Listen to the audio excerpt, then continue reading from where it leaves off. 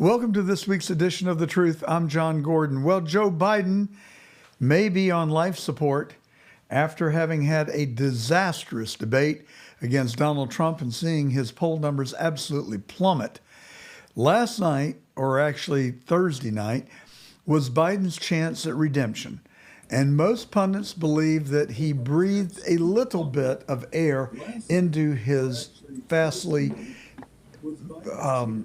diminishing campaign and his declining poll numbers.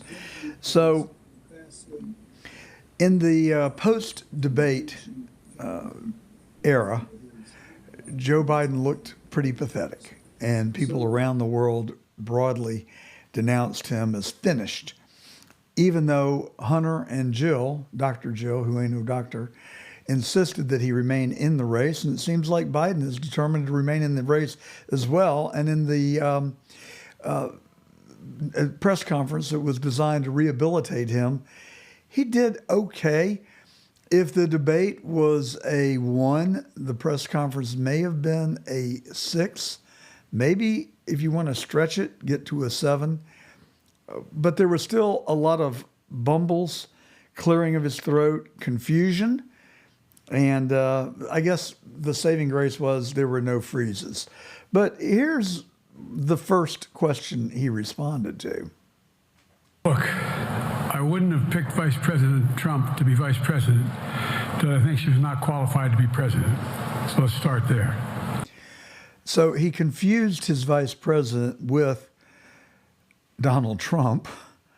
And, Jill Biden, she wants to retain her power.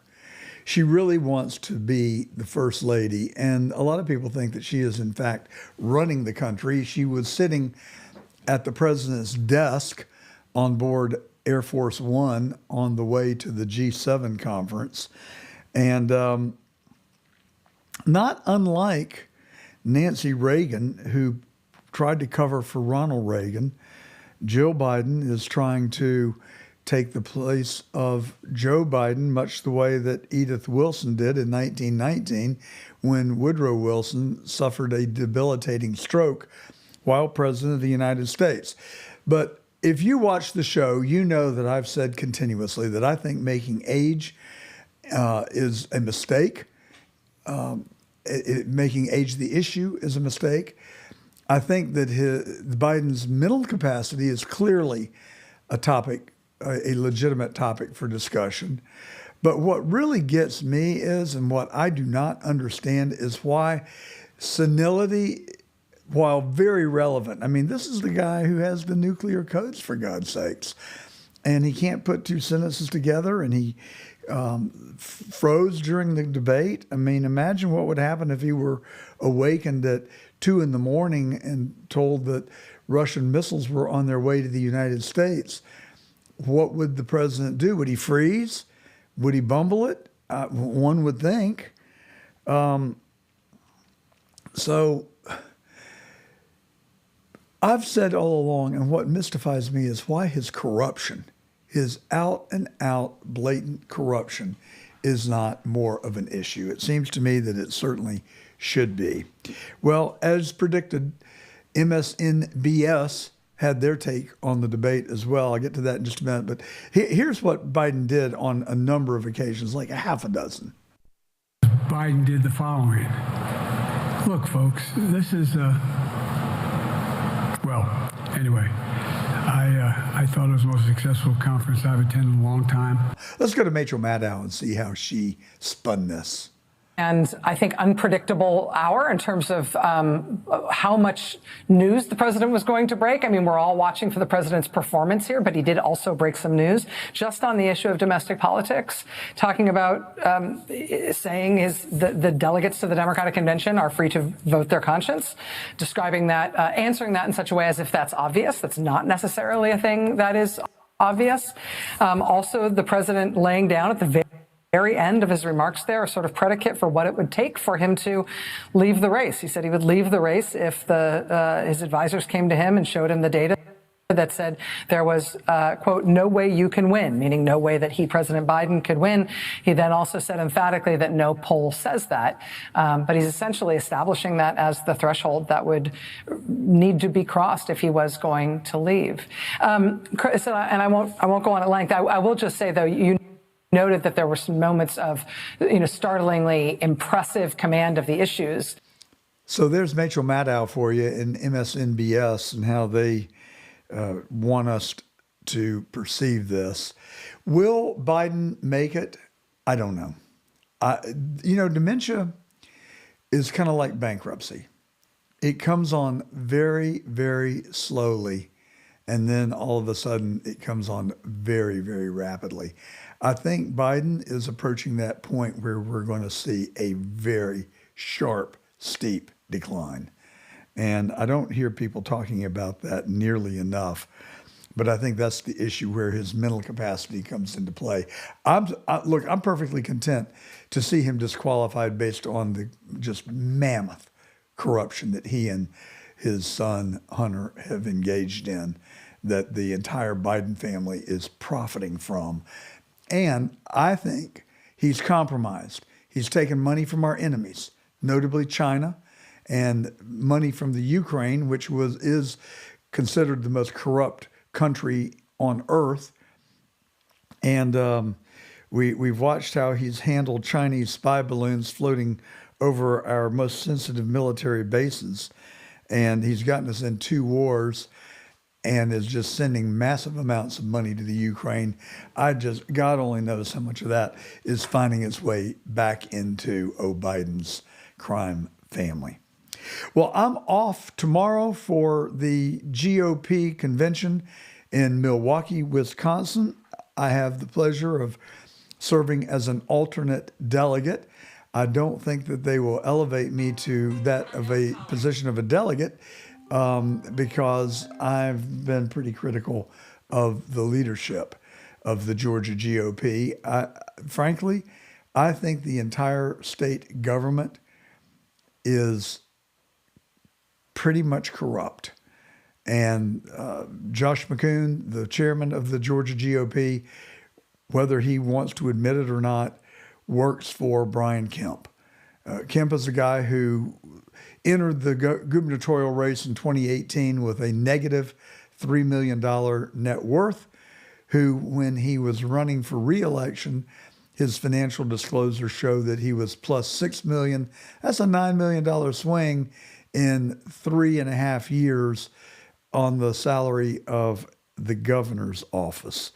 So anyway, I'm not going to be part of the cover-up. I'm not going to be one of the apologists. I think that Kemp, Carr, and Raffensperger are just plain dirty, and McCoon is not challenging them and, in fact, works for Kemp.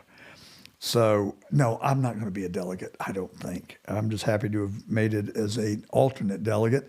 I wouldn't be surprised if they didn't try and find a way to bump me out of that role, but we'll see. If they do, you will be the first to know, and I will make plenty of noise about it. We have a great program for you today. Rachel Rodriguez is a public interest lawyer. She looks after people that don't have the capacity to look after themselves. I'm talking about indigents and people who have been the victim of governmental abuse of authority. So those are going to be interesting stories. Then Cathy Henson, she's a candidate for Georgia's 60 House of Representatives seat from Vinings and Cobb County, and then down into Atlanta, into some pretty poor areas of our city. And then Robert Coovert, who has been an elections integrity activist for the last 10 years or more. And he has got some really interesting facts that he's going to make us aware of in today's interview. As always, we're coming to you on the John Fredericks Media Network. We're in 8 cities in the state of West Virginia on 20 AM and FM radio stations: Atlanta, Nashville, Memphis, Richmond, Norfolk, Philadelphia, Pittsburgh, and the entire state of West Virginia. I'm getting pretty good at rolling that out. We also come to you on the CDM Media platform. They are on 13 digital platforms across America. You can find them at cdm.press and thegeorgiarecord.com. They are investigative journalists. We share the common value of wanting the truth, the whole truth, and nothing but the truth. It's my pleasure to welcome a public interest lawyer to The Truth today. Rachel Rodriguez is an attorney, and she helps people who have suffered at the hands of an overzealous government. And we've all learned new vocabulary words. Rachel, we've heard about lawfare, confident or top secret documents being stored in presidential basements. And it's gotten pretty rough, hasn't it? And you're kind of on the front line defending people that have been unfairly prosecuted. Welcome to The Truth. Thank you so much, John. It's a pleasure to be here. So tell us a little bit about your practice and maybe the narrow interest of your particular focus.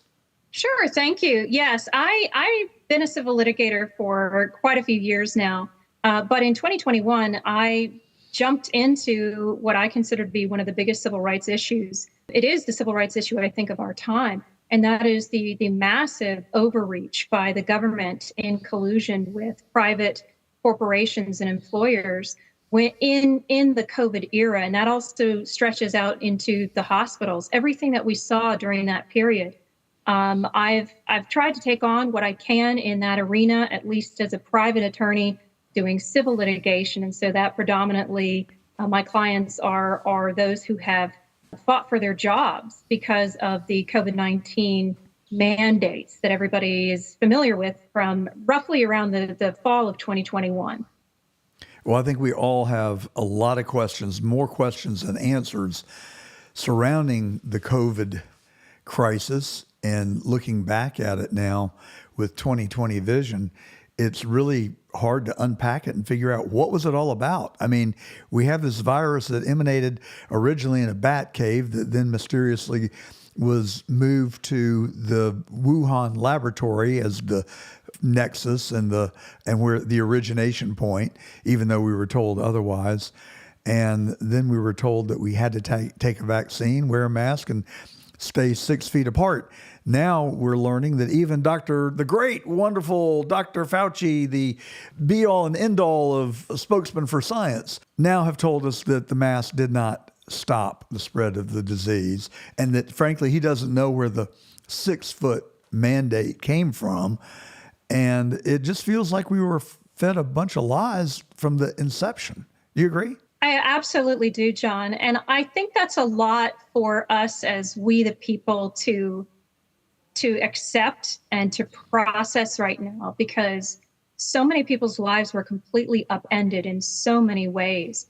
To the point of I think this is not just a question of your liberty rights, but this was a question of your right to life. People died in hospitals that did not have to. This is another critical point of the work that we're doing. I'm not a criminal defense attorney, but when I look at what we can do to bring accountability to those who are responsible for the entirety of what I call the COVID criminal enterprise, the PrEP Act, which your listeners are probably familiar with, it essentially sets up a very, very broad immunity during emergency measures, and the declaration has to be promulgated from the Secretary of Health, and from that, then immunity follows for manufacturers of drugs.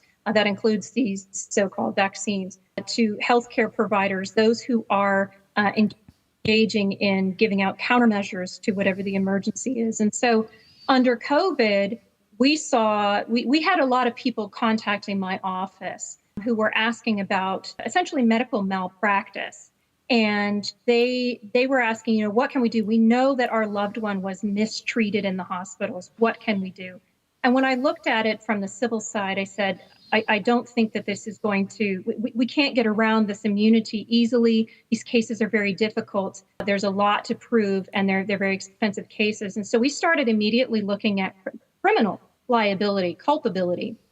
And so in that regard, we've taken one slice of this bad acting, this malfeasance, and that is what I call hospital homicide. I know that's a lot to swallow and process, but it is my opinion, my professional opinion, that the evidence demonstrates that individuals actually were killed. They died because of the use of COVID countermeasures, because of drugs like remdesivir that were put on an emergency use authorization, because of the ventilators. And you made the point, and I'll turn it back to you, but you made the point about not knowing where the virus comes from, where we sold a pack of lies on that.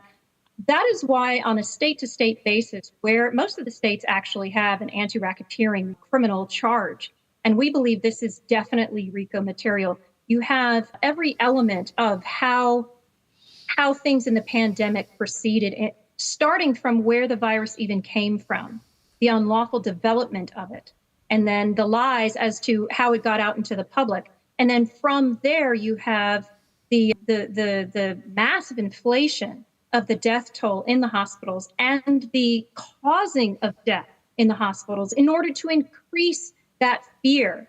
And that, frankly, we believe to be the charge of terrorism. Where a state statute has terrorism, we have asked state law enforcement to look at that crime as one of the possible charges here. And I can unpack that a little bit more, but just to close that out, we have actually filed in 3 states, Florida, Texas, and Louisiana. We have asked, I say filed, we've submitted to law enforcement there. I think it's 31 district attorneys and the attorney general in Florida. And we've prepared all this evidence and asked them, please, on behalf of your constituents who have contacted us, family members, please look into this. This is serious and it needs to be addressed at the criminal level. Well, what is indisputable is that Fauci said that it originated in a bat cave hundreds of miles from Wuhan. He then later acknowledged that it came from most likely the Wuhan laboratory, where they were unqualifiedly doing gain of function research. That's right. And what we know now is that Dr. Fauci has lied repeatedly. He lied when he said it came from a bat cave. He lied when he told the United States Senate in a hearing that I watched when he got into an altercation with Rand Paul. It was all over the airwaves, where he steadfastly denied that they were doing gain of function research. And That's we right. have since uncovered or learned that not only were they doing it, but Anthony Fauci, as the head of the NIH, was actually funding the Yeah, that's Wuhan right. laboratory. And That's right. I think that the American people, I really do believe that they have gotten fed up. I think the American people are forgiving. I think they celebrate redemption. And maybe I'm just looking at it through my own prism, but I am so sick of it that I now need blood. I need retaliation against these people, because I personally, and this helps explain why I kind of take it personally. I have 8, count them, 8 friends, 3 of them close friends, who died from COVID. One of them had dinner in my house 3 weeks before going into the hospital, and she never came out. And so, yeah, I do take this very personally. It affected me directly from the associations and the friends that I lost. And the question I keep asking myself, I don't trust the Chinese with good reason. You look at all the attendant circumstances and you just zoom out. You look at the extent to which Fauci and people that worked with him lied and covered up. We now know that not only were they lying to us, they were admitting to them within themselves on their own Gmail accounts, which they used to avoid a FOIA request, That's right. that they knew what they were saying were lies. That's right. So it makes me highly suspicious about whether this COVID virus was unleashed on the world intentionally. Now, I know that's a big leap.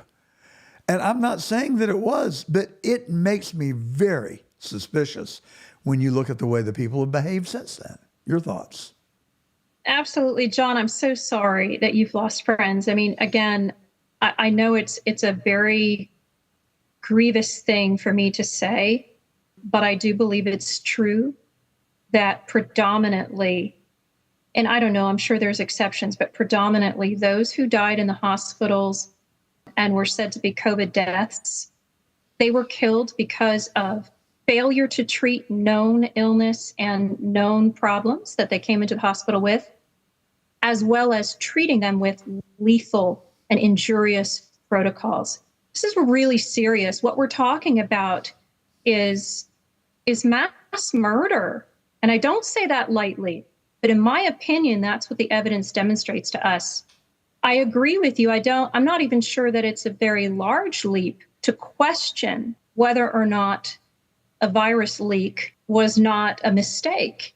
What I can say is there is enough here to indicate that criminal culpability is I believe that there's probable cause for that. That's why I've put my name on this, and my colleagues in Texas and Louisiana have done the same. We want to get a real clear picture, and we believe that if any law enforcement at the state level, because let's be honest, we don't expect the federal level DOJ to investigate or prosecute anybody in the executive agencies on this. But at the state level, they have authority to protect their citizens within their state in accordance with their criminal code. And if somebody in one of these states will open an investigation, I think what they uncover is going to be huge.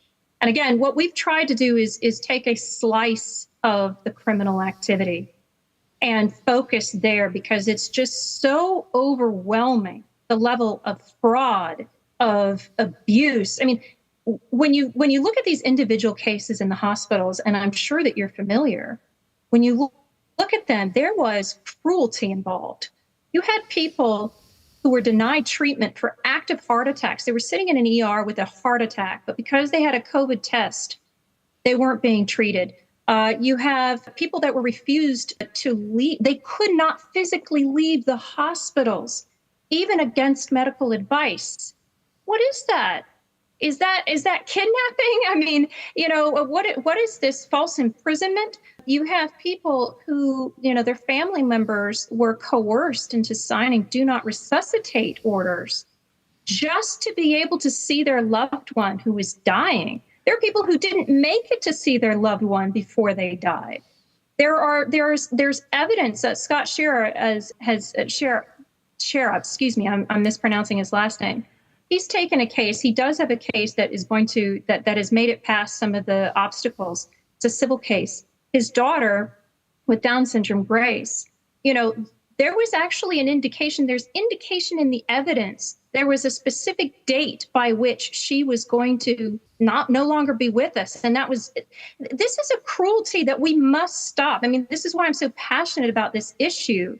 I need to keep fighting on it. My team is fighting on it until we see somebody investigate, because this is evil, and it cannot happen again. Those who don't understand that it's evil, they need to know. If they were a part of it, they need to know, and we need to stop it. Well, I couldn't agree with you more. And I have a feeling that when we do learn the truth and when it really all comes out, we might see the greatest travesty ever committed against humanity since the beginning of time. And it sounds so outlandish for me to listening to myself uttering these words. I must be a complete MAGA, right-wing, conservative, conspiratorial lunatic to even utter those words. But here's my evidence for it beyond what we've just talked about. I have learned that Moderna started working on a vaccine for the COVID virus in 2015. Yes. Now, what would motivate them to do that? And it was part of a government contract that they did that work. We also know, just because I've been a political junkie all my life, and I love current events. I've watched current events. I was a political science major in college. I have actively participated in the political process. I've been on the field. I've watched it. I've been engaged. I have never once seen our federal government be able to respond as quickly and as coordinatedly as they did when the COVID crisis came upon us, which makes me believe that there was a plan that existed before this was unleashed on us. Now, I don't know, those sound so outlandish, it just is hard to imagine, but we have to open our minds to the possibility, not make false accusations, but at least consider the possibility that what our minds and eyes and brains are telling us may actually have occurred. What do you think? I would agree. And I think, I don't think that it's outlandish. I think what we have to be willing to do is go where the evidence leads us. And what you're telling me is you're looking at evidence and it's leading you to a conclusion that is dire and dark and extremely evil. But if that's where the evidence takes you, we have to be willing to see that, and then we have to act upon it. And frankly, I think, I'm a Christian, and I look at the scripture, I see what eschatological literature is talking about, the prophecy, and I say, well, I'm not sure it's that outlandish, is it? So my job is to fight that evil. And I encourage everybody not to give up in that fight, no matter how dark it looks, whether you think you're going to win in the short term or even in the long term. The job is to fight evil and speak truth. Good. I'm right there with you, Rachel. And I think that what I was saying as I'm sitting here thinking about it, I've really succumbed to the manipulation that if you question the government or you raise questions about overreaching of the government, you must be a conspiratorialist, which has become a very bad thing in our culture. But it is one big manipulation, I believe, because, and you are defending people who have fell victim to the manipulation because they were terminated from their jobs, like the case of Bernard Gallo, who was a scout, as you've explained to me, with the Washington Nationals. And you're also, as I understand it, defending an employee who worked for Disney. And they were both terminated because they wouldn't take the vaccine. That's right. Explain and their that to us. livelihoods are crushed. I mean, this is the reality. There has been some economic difficulties. Then in the period in which, we're coming out of pandemic, out of the fog of a pandemic, there's fear, there's concern, and then these people lose their jobs. It's not that easy to just jump into another job, especially if you've been somewhere for 20 years. Some of my clients were in their positions for decades, and they were excellent employees. And now I mentioned Chief Davis at Orange County Fire and Rescue here, same kind of thing. He was retaliated against because he was defending those under his charge who were seeking exemption from the mandate. And he had to leave the fire service entirely. At this time, John, he has a completely different career after dedicating 20 years of his life to that service. And prior to that, he was in the military. So he's dedicated his entire adult life to service. And then he was just cut off. This is the kind of thing that we need to get out there in the public. We need to understand that this is not okay. And we as a people aren't going to accept it. And I will say this, even no matter how big the giant might be, they will back down. Whether it's going to be in the court or it's going to be through resolution outside of the court, I can tell you that these huge multi-billion public, billion-dollar operating publicly traded companies, they do see the writing on the wall. They do see that the law still matters. It doesn't matter if you're afraid or if there's, a pandemic or whatever the case may be. Truth is truth. And the law is the law, and they can't overstep that as long as there are people willing to stand up and say so. So that's the important piece. Well, I've said on this program many times, and I'll continue to repeat it, that it is my dream and my hope that every single human living American will join hands and that we can agree that regardless of anything else, the truth will be the lowest common denominator, which we will all come together and agree will be the ultimate determinant of any question of fact. We just need the truth. And then we can have a organized, lawful society, I believe. But these narratives that are crammed down our throats, and then we learned from Mike Taibbi and the Twitter files that the FBI paid Twitter $3.4 million to censor people who talked about their suspicions about COVID or oh my God, if they criticized or questioned the vaccine, they were flat out canceled. Well, now that just tells me that there must be something terribly wrong that they're trying to cover up or prevent us from learning. That's kind of where my mind goes with that. We have to be able to speak freely so that we can understand what the truth is. I wouldn't say that any one person has the entirety of the picture accurately. So we need to be able to have discussions, even debate people of different points of view. And that's been shut off so that we can be spoon-fed a particular narrative. I mean, we could go on that would be an hour-long show to talk about what the issues are at the educational level and so forth. So there is a war on critical thinking.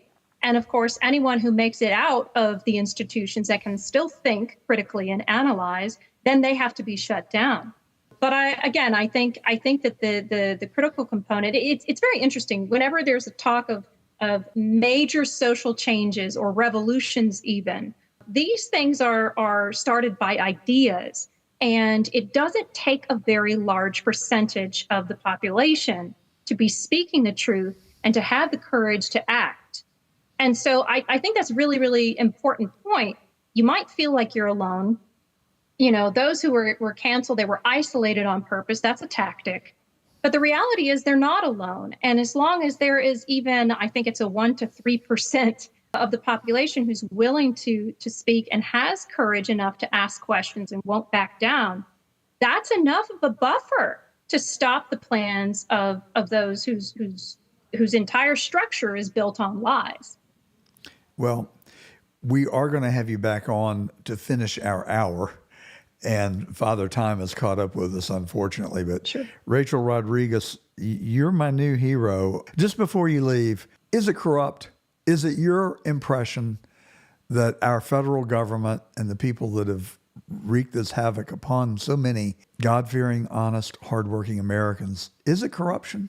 I think there's no other conclusion to come to based on the evidence. When you see this amount of lies, you see in a federal case that my colleague is running, the Brooke Jackson whistleblower case, you see that the defense of the pharmaceutical company is to say, well, we didn't lie to anyone. We delivered the lie that the government wanted us to. At that point, it's we need to be honest with ourselves and say, we will not stand for this level of corruption. I think we do have to also be careful not to demonize every single person that's involved in a very, very large enterprise like the federal government. Sure. But we also need to be honest and take a serious look and challenge people who are still a part of that and say, will you come out from them? Will you come out from that? And will you speak truth and dedicate your life to service? I think your point is so valid, and it's one that I wrestle with my conscience a lot about, and we've talked about it on the show. I, for one, have been very critical of the alphabet agencies. I mean, you take a guy like Eric Snowden, he outed people in the federal government that were violating our federal laws flagrantly, and they banish him to Russia under fear of prosecution for treason, which is a capital offense, by the way, in our country. And we just saw the founder of WikiLeaks, after 5 years of incarceration, be released and allowed to go home to Australia. These are very perilous times, and I really worry about our country. But the point that we were getting to is that I rail on the CIA, I rail on the FBI, and I always hasten to add that it's not the rank and file. I firmly believe that there are legions of people that work for those agencies that put their very lives on the line every day, protecting our country and our freedoms and our safety. But damned if it isn't leadership, because they know, and if they don't know, they should know, and they also have an obligation to stop it. And I just hope that I'll repeat it again for our listeners. We need a cleansing in America. We need an acknowledgement that the CIA killed Kennedy. We need to know who killed RFK, Martin Luther King. We need to know the truth about COVID And we need to hold people accountable, even if it means ripping their names off of the buildings that have been named for them and ripping them off in memoriam if they committed these atrocities against our country and depriving us of our freedoms and violating our Constitution. Right. That's right. John, I agree. We need to self-govern again. We've lost Rachel- the art of that. We need to self-govern. And we need to self-govern in submission and humility before our Creator. I think that's the starting point right there. I could not agree more. And getting back to the foundations that helped found this country, and we were founded as a Christian nation. I'm okay with that. That does not mean that we do so to the detriment or disrespect of other religions or people celebrating other religions. I don't seek to deny them the opportunity to practice their religion. Just don't put chains on me to practice mine. And don't deprive me of my free speech to espouse those beliefs. Well, I think we're going to have to leave it there. Would you like to have the last word, Rachel, before we wrap it up? Well, thank you, John. Well, generally, I'd love to tell your listeners, first of all, thank you so much for having me on the show. This has been an honor. You can reach out to my law firm, and you can even support the work that we're doing at VIRESLAW, that's viruslaw.group, GROUP. We also have other partners with us where you can provide a tax-deductible donation to the criminal investigation project we have. So I'd love to have people reach out to us, and if they have legal needs, we'll do our best to try to see if we can refer you or help you. Well, we will make sure that the link that you just gave us is listed in the comments for this interview. Rachel Rodriguez, it's such a pleasure to have you on. Thank you very much, and we look forward to talking to you again soon. Thank you, John. Appreciate it. It's my pleasure to welcome to the show now my friend Cathy Henson, who is a candidate for the Georgia House of Representatives, District 60, which is in Vining. She is running as a Republican. And Cathy, welcome to the show. Thanks, John. Thanks for having me on. Well, it's an honor to have you. Now, you have not run for public office before, and you're not quite as old as I am. So what's possessing you to do this at your tender age? You know, John, I got to tell you, this is not the America I grew up in. I think it's time for change. I think we need to come together. I've sensed that you want the same thing that I do, and that is for our children and grandchildren to be able to live the American dream That's and right. in a country with freedoms that we've enjoyed. Where do you think things have gotten out of kilter? What is the problem? I think part of the problem is that we're hearing from the extreme left and the extreme right, and they're really attacking each other more viciously than I remember in the past. And it's stirring everybody up into just really, really being against one side or the other. There is no meeting in the middle these days, it seems like. Well, I had a conversation last week on The Truth with Judge Doug Ginsburg, who is a Court of Appeals judge in the D.C. Circuit, arguably maybe the most powerful court in the land, second only to the Supreme Court. And we had that very conversation. And I made the comment, like you just did, that to me, it's the fringe elements of both parties that give both the parties and politics a bad name because of the extreme vitriol that they both espouse. And I don't think that it's doing anyone any good. It's certainly not good for our country.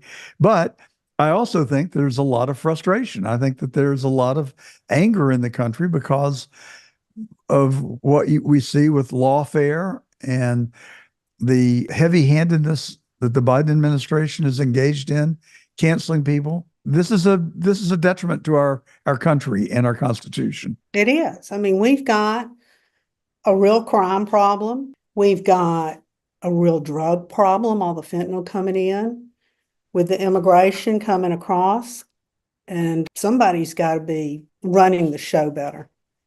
Well, I have your literature here that you shared with me, and your first plank is about public safety. So tell us, if elected, what will you do, and how do you propose to impact public safety? When COVID came and I turned on the TV and saw a car driving through one of our malls here in Atlanta, I just couldn't get over it. And then I started getting really worried about crime. I think everybody in Atlanta got worried about crime. We had a lot going on.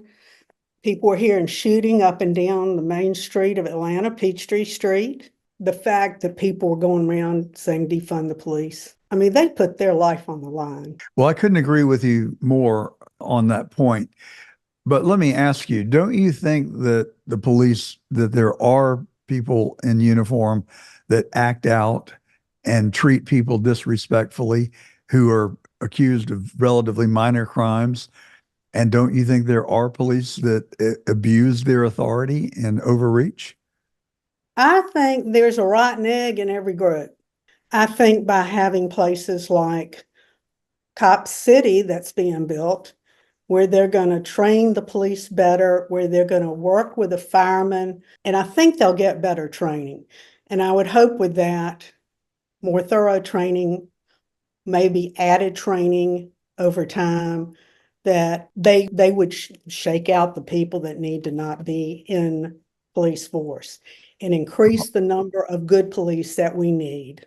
I think that's a very pragmatic solution and one that I would certainly support. I also think that we need to hold police accountable for their bad acts. And that's to me the problem. Defunding the police, I think, is absolutely absurd. I don't see that really getting us where we need to go. But we don't hold cops accountable when they act badly. And especially in the city of Atlanta, I was up on this 10 or 15 years ago after Katherine Johnston was shot and killed in her own home with a no-knock search warrant that was obtained through lies and fraud. And then the police went in, barged into her home and filled her full of 32 rounds of ammunition after she reached for a rusted out pistol and shot one bullet into the ceiling. Now, they were held accountable. Those cops went to prison as well. They should have. But I did have an up close look at the City of Atlanta Police Department, and the number of citizen complaints that are sustained, that are found to be valid, is abysmally low, like less than 1%. And yet there are thousands of complaints that flood in every day.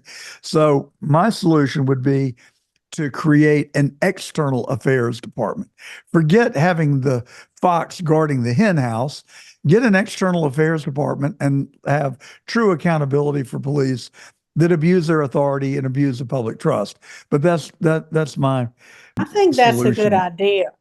I mean, I was in hopes, since they wear these video cameras on the front of them, that it'd be easier to hold bad cops accountable. Although I understand sometimes they turn it off, or I don't know what they do. We have seriously great cops trying to work hard. The percentage that, most, I think a lot of people during COVID and all the crime that has gone on and all the defunding, loss of moral by the police, I'm sure a lot of these people have quit. It's hard to put yourself in the place of a policeman, but they're abused. The ordinary encounters they have, it's never a happy reason that they are getting together with someone. It's either a parking ticket or an arrest. And so they really do get a lot of abuse. And I think it's certainly a two-way street. So to me, just good old-fashioned accountability is the answer. But you also are concerned about education as well. What are your thoughts? On education, well, the good news is that Governor Kemp has gotten $6,500 to go towards families that want to help their children's education in different ways, like choosing to homeschool them, or bringing in tutors, or changing to a better school. This is going to kick in 2025. And how does that work exactly? $6,500 per family, and who supervises it, and how does it get to the end user and benefit the student? I think they're still trying to work a lot of that out, and I think we really need more money to go there. I was in a meeting.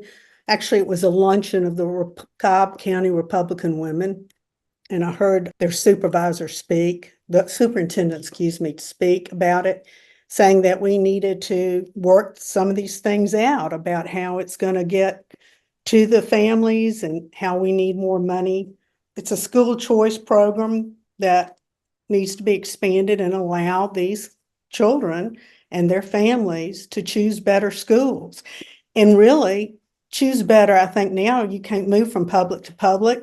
They need the right to move from public to public. Well, thank you very much, Cathy. It's been a pleasure having you on, and my best to all. We're coming to you today on the John Fredericks Media Network in Atlanta, Memphis, Nashville, Richmond, Norfolk, Pennsylvania, and Philadelphia and Pittsburgh, as well as the entire state of West Virginia. We also come to you every Saturday at noon on the CD Media Network. The CD Media Network is a platform of 13 digital properties, and they have publications both in print and digital. You can find them at the georgiarecord.com or cdm.press, and they share the same values that we do. They tell the truth. They don't spin it. They're not representing a government narrative. And that has resulted in them being deplatformed and throttled by big tech. So we've got to push back. We've got to do what we can to give them the platform to tell the truth. And the best way you can do that is to go find them at cdm.press and georgiarecord.com. It's now my pleasure to welcome to The Truth Bob Coovert. He is a retired engineer in the nuclear power industry, one smart guy, and he is spending his time coming out of retirement, I guess, as an election integrity expert. He just testified this week before the Georgia Elections Board, and he represents the Mountain Patriots and Right the Vote. Bob Coovert, welcome to The Truth. Thank you, John. Thank you for having me, sir. So you are retired, right? And now you're spending your time working on behalf of the citizens and voters of Georgia to ensure honest, fair elections, if I understand it correctly. That's correct. That's correct. So why do you think that your services are needed? Well, I'll tell you. I'll back up to the beginning, John. I was watching the results of the 2020 election, and we all woke up the next morning and felt something was terribly wrong. And then on December 3rd, I watched the Senate subcommittee hearing that was convened by Senator Ligon. And I spoke to Senator Ligon. I'm sorry? A good friend of mine, by the way. Is he really? Yeah, I have a great deal of respect for William. Absolutely. He is a tremendous individual and a tremendous patriot. And in my journey through the early days of this, John, I found out that,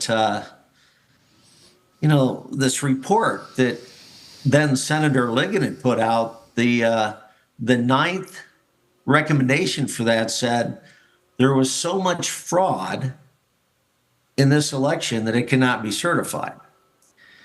And then Senator Ligon, I did a little research on him, and I found out that he was a bench judge in Brunswick, Georgia for 16 years before he became a senator. And I thought to myself, if anybody knows what evidence looks like, it would be William Ligon. And so I reached out to William Ligon, and I asked him straight out. I said, your report, I'm assuming, went to the state legislators and also the executive branch. And he said, yes, it did, Bob. And I said, well, what did the Secretary of State and the governor do with your report? I mean, the recommendations are very clear. He said, Bob, they did nothing. They did absolutely nothing with the report. And so that really created this passion in me, John, that, here we have a judge of 16 years who knows what evidence looks like, does an incredible job with all of these citizens of Georgia that came forward with the truth. And yet our executive branch and the legislators as a whole did nothing with it. I've never seen anything like it. And you and I are motivated by for the same cause. You may or may not know that for two and a half years, I worked with Bob Shealy in his case against the Fulton Board of Elections. I have said on this program many times before that I have seen the evidence. I have cross-examined the expert witnesses. I've played devil's advocate with our forensic accountants. Like yourself, I know Joe Rossi and David Cross and have followed their work extensively. The fact that Fani Willis can bring an indictment against 19 honorable men and women who were working to try and preserve the foundation of our free country, of which I think the vote is the pillar. Absolutely. And to indict them and ruin their lives and cost them collectively millions of dollars, I think is shameful. But, Bob, what is going on? Where is this coming from? Is it not just flagrant corruption on its face? And from who? Absolutely, John. And now I'll give you my perspective, and it's just my opinion. But as my journey continued, I did a lot of research. I sat down with so many of our legislators. I sat in late Speaker Ralston's office many, many times. As a matter of fact, July 15th in 2021, I took all of my evidence and I put it in front of the late speaker. And I had a couple of my Mountain Patriot colleagues with me. And he was so convinced that day that he wrote a letter to the GBI on July 15th, 2021, to investigate this election. On that same day, the current Lieutenant Governor, Burt Jones, wrote a letter to the House Ethics Committee to investigate. But there's a common thread to the investigations, I believe, in this state, and that's Governor Kemp. On December 5th of 2021, I took all of my evidence after sitting down with Senator Steve Gooch, and I got the governor's phone number. I called Governor Kemp on December 4th of 2021, and I said, Governor, this is Bob Coovert. I said, I've got 28 allegations against Secretary of State Raffensperger, and I've got evidence to back them all up. And he says, well, I'm very interested in seeing that, Bob. He said, would you be willing to work with Evan Myers, my deputy executive counsel? I said, absolutely. So I spent most of that weekend putting a 10-page document together for Evan Myers and for the governor. And then I sent that along with hundreds of pages of documents to Evan Myers' office that weekend. And Evan Myers and I went back and forth, John, for two months. And this is the same period of time that Joe Rossi's information is in the governor's office. Yep. And after 2 months, Evan Myers said, Mr. Coovert, he says, we can't prosecute from the governor's office. And John, in no period of time during that 2 months, did they ever disagree or try to reduce the significance of the evidence that I gave them. They agreed with it.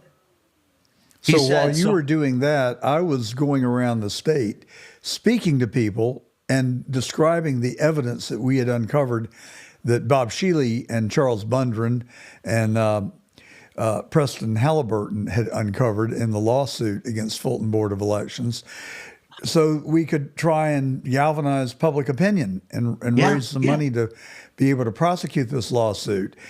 And I've had dozens, hundreds, maybe thousands of people that I spoke to in Fulton County. And many of them reported back to me that they had gone to lunch with Governor Kemp, to various fundraising events, and point blank asked him. And in those, while he was working with you and Joe Rossi and had seen your evidence, he was telling my friends who had been to my house and to luncheons that we held around Atlanta to try and get the word out that they had looked into this and saw no evidence of wrongdoing. Now, how do you reconcile those two very dramatic stories? And Brad Raffensperger, he wants you to think that he beat Jody Heist, David Belle Isle, and Sheriff TJ without a runoff. Even though at the same time I was running for Attorney General against Chris Carr for the very reasons that you're doing what you're doing, because I looked at it, I said, we can't get justice. The media is lying. Our constitutional officers have utterly failed us. So I'm going to go run for office. And we made a good run. We didn't get it across the line. But the point I'm trying to make is I met over 10,000 Georgians. I met one kid at the University of Georgia who had anything remotely favorable to say about Brad Raffensperger. And we're supposed to believe that he won without a runoff? And we're supposed to believe Brian Kemp won in the greatest landslide of any governor in the history of Georgia? 77 or some preposterous percentage against David Perdue? When he can't finish a speech at a Republican gathering without getting booed off the stage. Yeah. Something is terribly wrong. I live in Gilmer County. I love Gilmer County. Shout out to all my friends in Gilmer County. I drive by Heist Road all the time. I spoke to Jody prior to the election, and there is no way he lost that county. There's no way. And but I understand how he lost it now. I understand how you lost your race now. Well, I don't maintain that I won. I'm open to someone showing me data that would convince me otherwise. But I know one thing is for certain. I gained more than the votes that they reported that I had. That there is no question in my mind. Every place I went, people were so enthusiastic, partly because of the message that I brought, but partly because of their disenfranchisement and dissatisfaction with these three people we've got occupying our constitutional offices, mainly the governor, secretary of state, and attorney general. Oh, yeah. Well, John, I'm going to go a little bit off track here just to bring some information forward to you. As you know, there's a lot of patriots in this state that are working for the same justice you and I are. And just little different ways. There's a colleague of mine. Her name is Kim Brooks, Kim P. Brooks.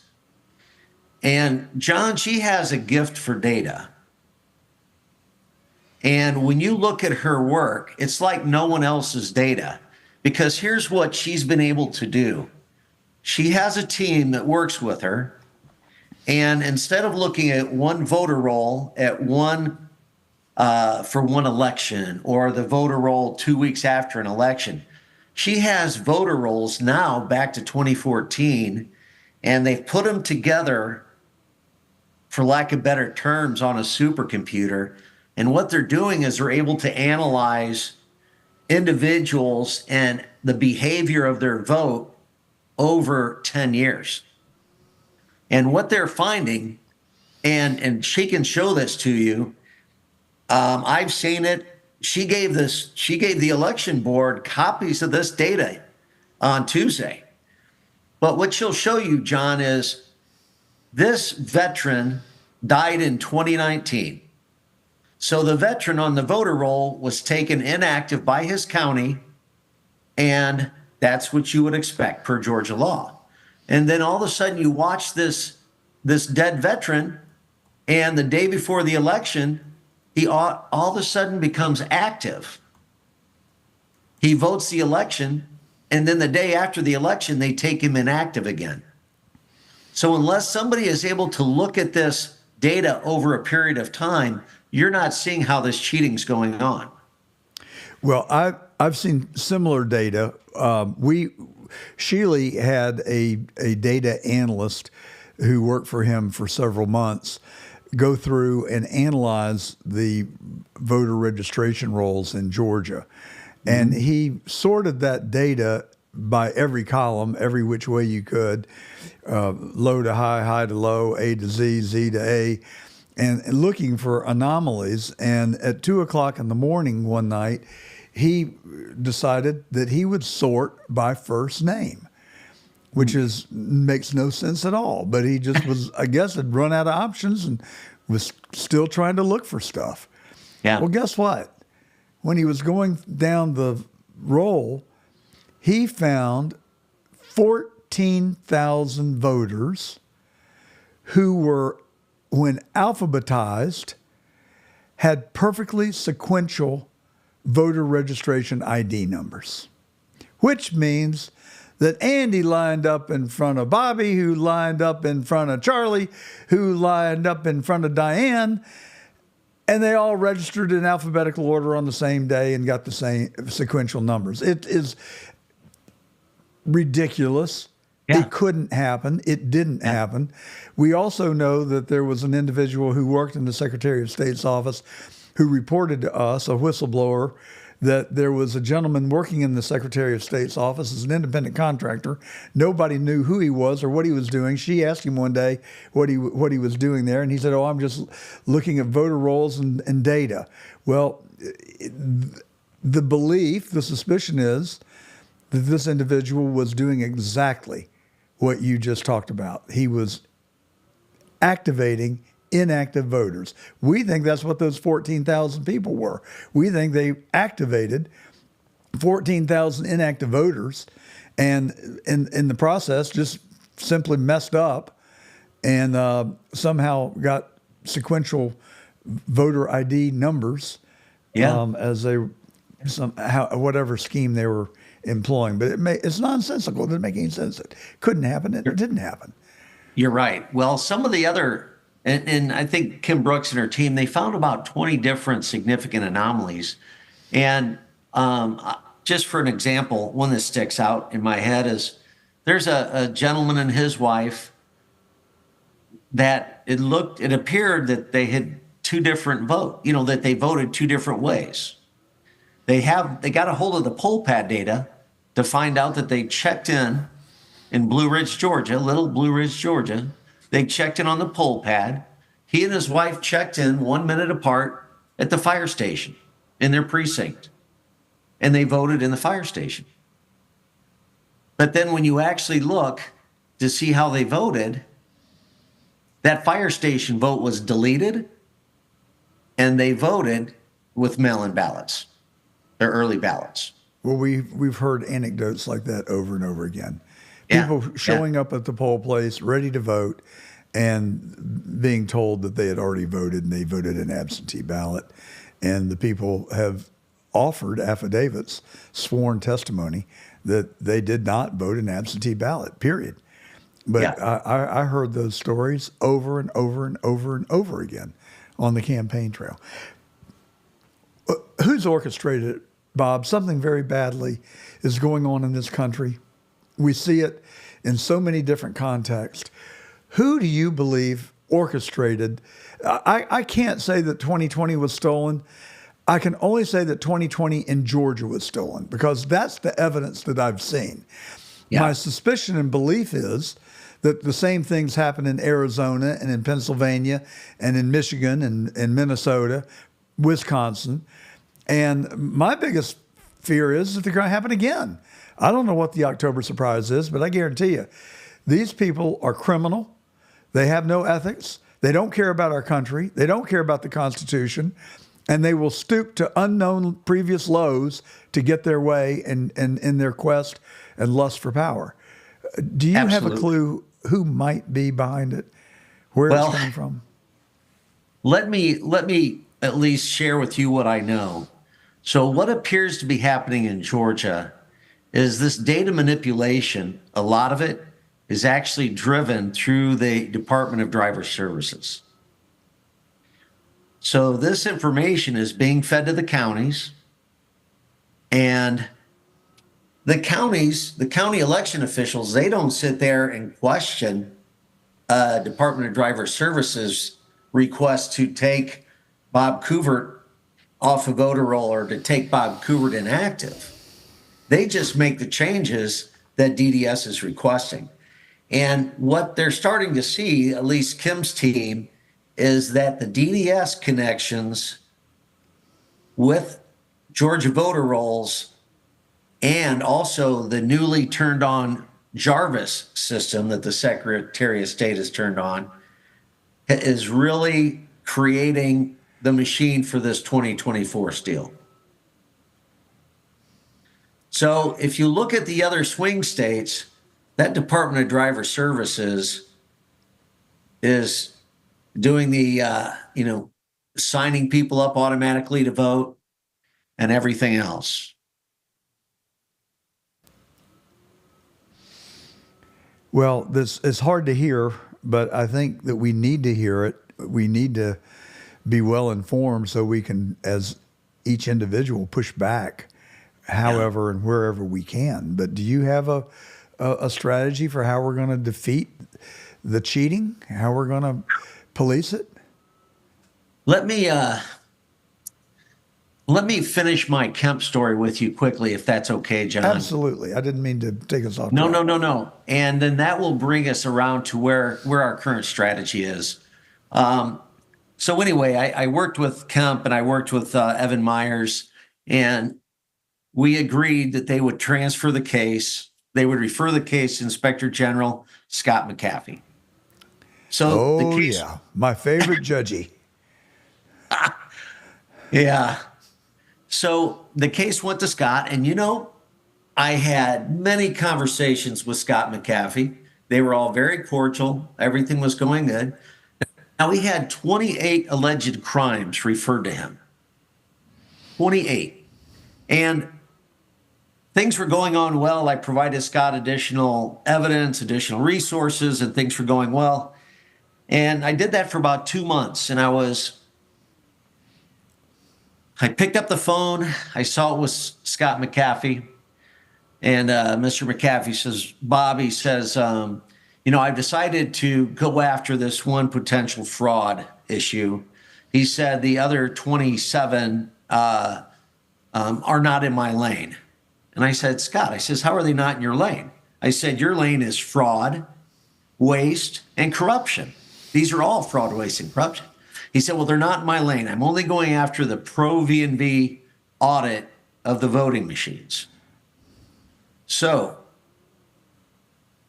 he went after the pro V&V audit of the voting machines. And about 3 weeks later, he sent me a closure letter that also CC'd the governor saying, I found no evidence of fraud. And I called him up immediately and I said, Scott, I said, how did you find no evidence of fraud here? He said, well, I talked to the Secretary of State's office. I talked to Jack Cobb, the head of Pro V&V, and they convinced me that it took place. And I said, in Secretary Raffensperger's letter to Congress from January 6th, he stated these 6 counties that the audit took place in. I said, I did open record requests in those 6 counties, and the audit never took place, not in any one of those 6 counties. He said, well, send me everything, and I'll see if it's enough to reopen the case. So then it went radio silence. McAfee wouldn't return a call, wouldn't return an email. It went radio silence, John. And then I take that back. The last email I got from Scott McAfee said he received the documents and would review them. But then it was nothing. So I kept pinging the IG's office, kept sending Scott messages, nothing. Then finally we get this cryptic email from the Inspector General's office several months later that said, Mr. McAfee no longer works here. And we've reviewed your case and there's not enough evidence to reopen it. Signed L. Not even a person's name.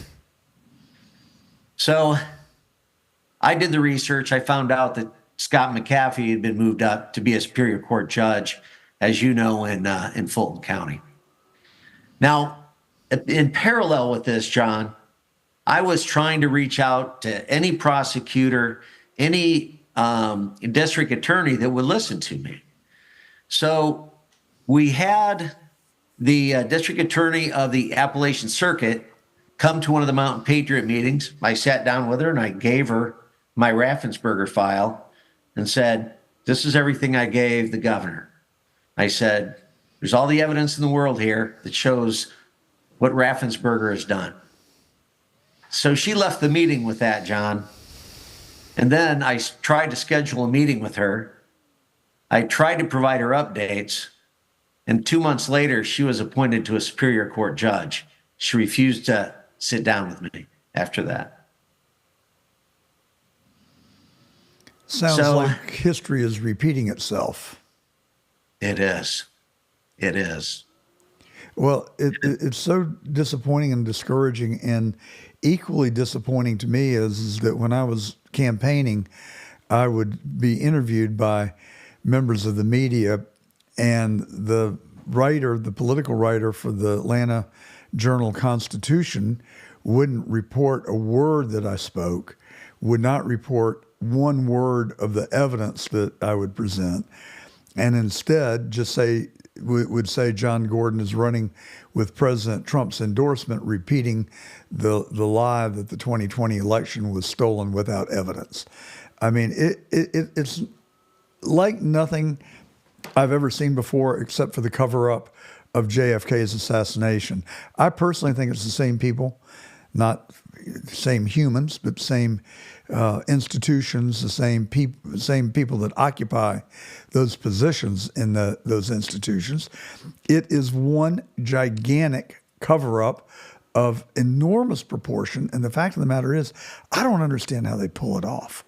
How do they get the media to run cover for them? How do they get people like Scott? I call him McAfee, you call him McAfee. I'm sure you're right. Fannie Willis, all these people. You would think that we would stumble upon someone who had a conscience, like Brian Amaro, for instance, who ruled in the case that Shealy and Bunran brought, that the petitioners had made a prima facie case and ordered the absentee ballots unsealed. 9 months later, he changes his mind. He doesn't change the order. He just throws the case out for lack of standing, which now the Georgia Supreme Court has unanimously reversed. It's back in the Fulton Superior Court, but I have no confidence whatsoever that anything is going to happen in that case either. No, I totally agree with you. I believe that judge also got a promotion out of that, didn't he? I don't know. McBurney, I believe, is the judge. And he already ruled in the Purdue case and issued the scathing review order that reflected complete bias. And now the case is back in his court. The petitioners made a motion to recuse, and of course, he gets to decide. And he declined to recuse himself from the case, in spite of his obvious apparent bias. And it is demoralizing, and it's very sad to me that people lack courage or care so little about our Constitution and our country that they're willing to go to such extraordinary lengths to evade and avoid the truth. I think that's very well spoken. I think you're right on target. And so along with that, John, kind of the next steps that we've taken.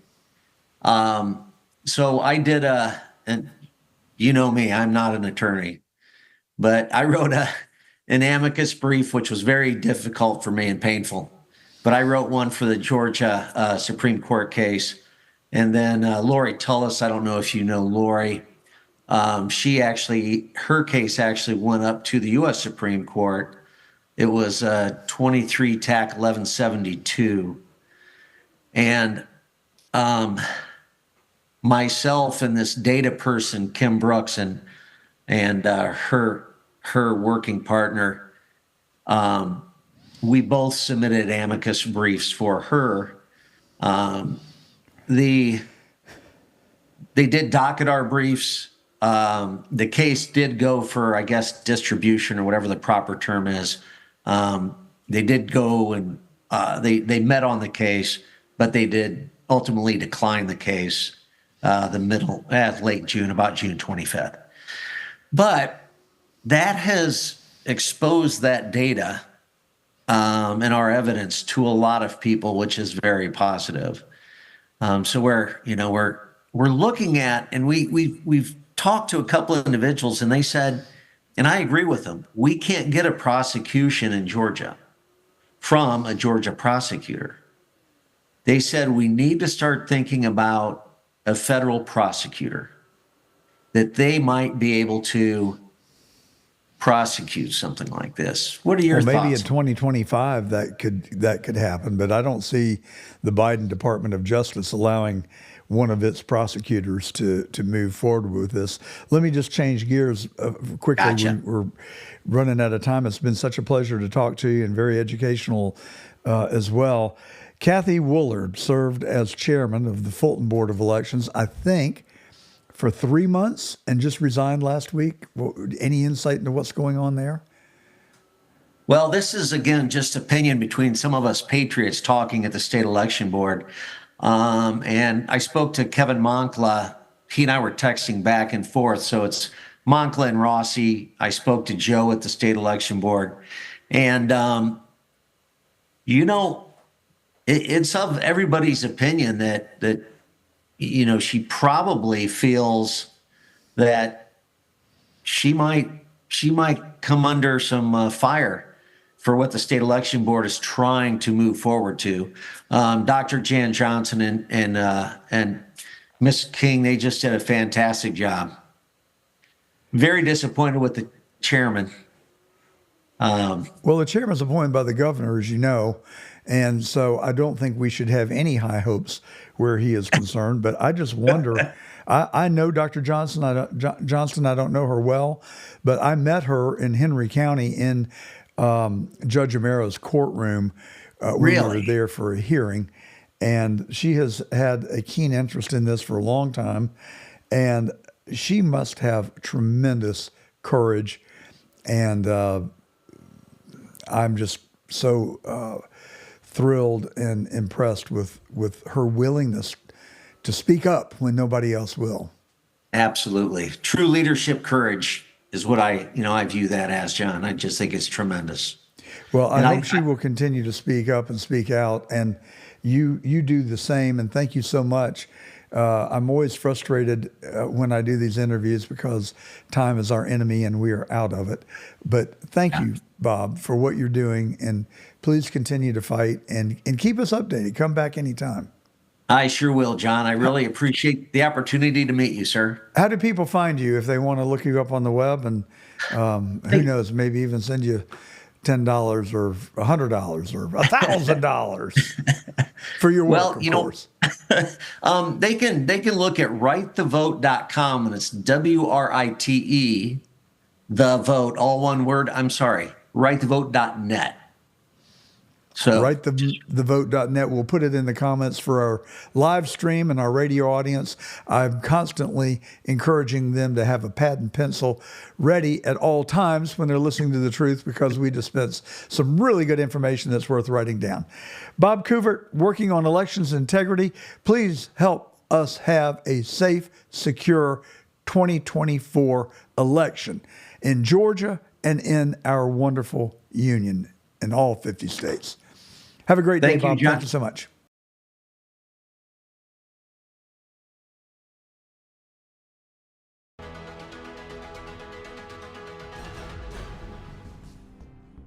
You've been listening to The Truth with John Gordon. To connect with John and get more of The Truth, follow and subscribe to @JohnGordonTruth on Getter, Rumble, Welcome to X, this week's edition Facebook, of The Truth. and YouTube. The Truth with John Gordon is a production of John Gordon and the John Fredericks Media Network. All rights reserved.